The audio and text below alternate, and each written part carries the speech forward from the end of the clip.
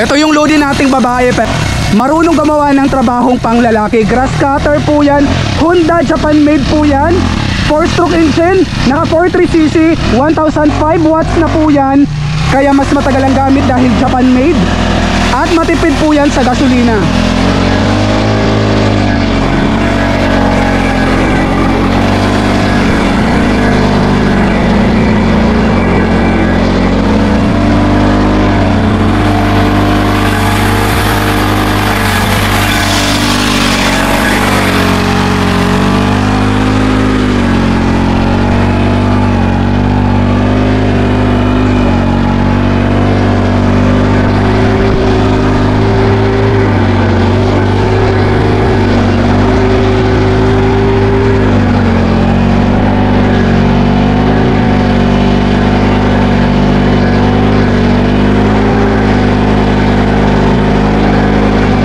Kaya kung pagod na kayong magmano-mano o magtabas ng mga damo o mga talahib, check out nyo na yan. Dito mabibilip dyan sa Yellow Basket lang po yan.